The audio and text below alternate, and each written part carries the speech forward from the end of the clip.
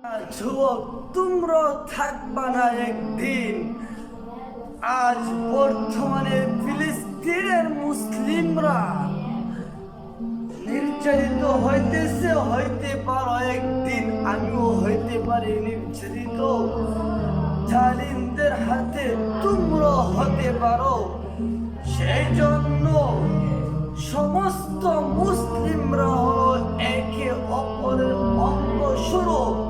রাসূল করিম সাল্লাল্লাহু আলাইহি ওয়াসাল্লাম হাদিস শরীফের মধ্যে ইরশাদ ফরমায়েছেন, এক মুসলমান যখন আঘাতপ্রাপ্ত হবে, নির্যাতিত হবে, অপর মুসলমানও তার আন্তরিকভাবে মর্মান্বিত হতে হবে, কারণ একজন অপরজনের অঙ্গস্বরূপ। সুতরাং আজ ফিলিস্তিনের বাচ্চারা খানা পাইতেছে না, অনাহারে দিন কাটাইতেছে।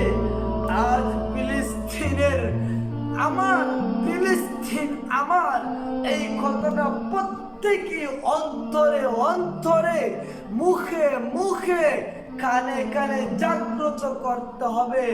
বাপ ফিলিস্তিন আমার, আজকের শিক্ষা আমাদের এটাই, ফিলিস্তিন আমার। যুবক, ফিলিস্তিনের মুসলিমরা খানা পাইতেছে না, ফিলিস্তিনের মুসলিমরা অনাহারে দিন কাটাইতেছে, কিন্তু আমি আপনি মার্কেটিং করতেছি। যুবক, তুমি তোমার স্ত্রীকে নিয়ে মার্কেটে যাইতেছ। আজ ফিলিস্তিন অনাহারে থাকতেছে, ছোট ছোট কুচি বাচ্চারা আইনাল আরব, আইনাল আরব বলে ডাকতেছে আর কাঁদতেছে। যুবক, তুমি কি করতেছ? তোমার অন্তরে কি মায়া দয়া নাই? তোমার অন্তরে কি ঈমান নাই? তোমার ঈমান এতটা নড়বড় হয়ে গেল, আজ ফিলিস্তিনের মুসলমানের জন্য দোয়া করতে জানো না?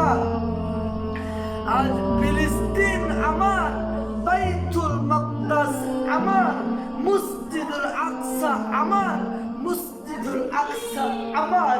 কালামুল্লাহর মধ্যে রব্বে করিম কি বলেন দেখেন, সুবহানাল্লাযী আসরা বিআবদিহি লাইলান মিনাল মাসজিদিল হারাম ইলাল মাসজিদিল আকসা। যুবক, মসজিদে আকসা আমার, আমাদের হাতে আসবে, একদিন আসবে রে যুবক, আসবে। যে মসজিদের মধ্যে হযরতে মুহাম্মদ সাল্লাল্লাহু আলাইহি ওয়াসাল্লাম সমস্ত আম্বিয়াদেরকে নিয়ে সেজদা দিছেন, সেজদা, এই সেজদার অনেক দাম। সুতরাং এই মসজিদুল আকসা আমাদের হাতে আসবে, বাইতুল মাকদাস আসবে আমাদের হাতে। এটা আমার, ফিলিস্তিন আমার। এই কথাটা তোমার অন্তরে অন্তরে জানাইতে হবে, জাগ্রত করতে হবে।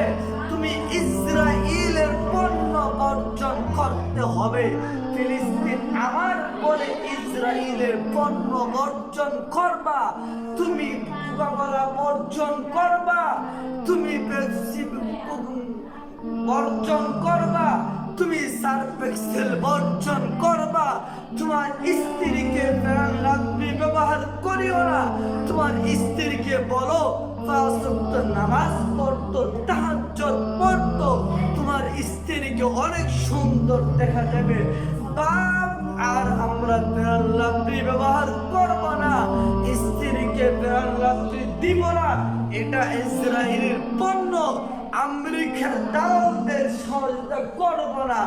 এইগুলা কিনলে আমেরিকার দালালরা, আমেরিকার কুকুররা, তাদেরকে সহযোগিতা করা হলো।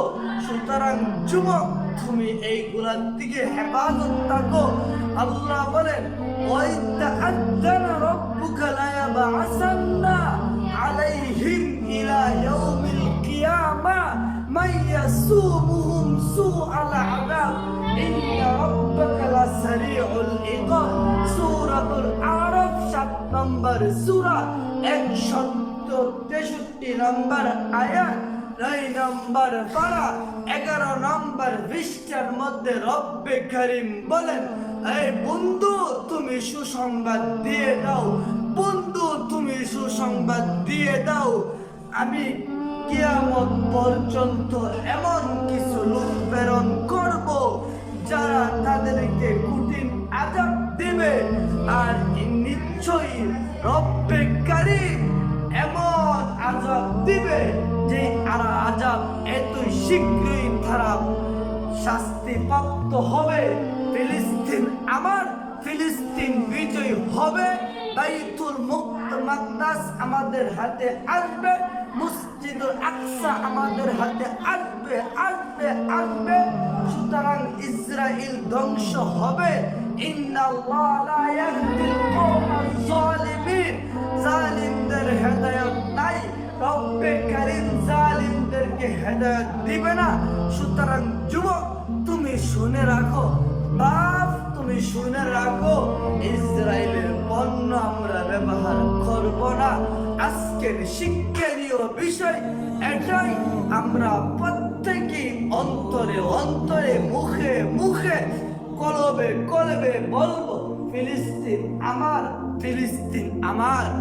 আজকে কুচি কুচি বাচ্চারা ডাকতেছে আইনাল আরব, মুসলিম কান্ট্রিকে ডাকতেছে, আরবদেরকে ডাকতেছে, তাদের কানে এই ডাক যায় না।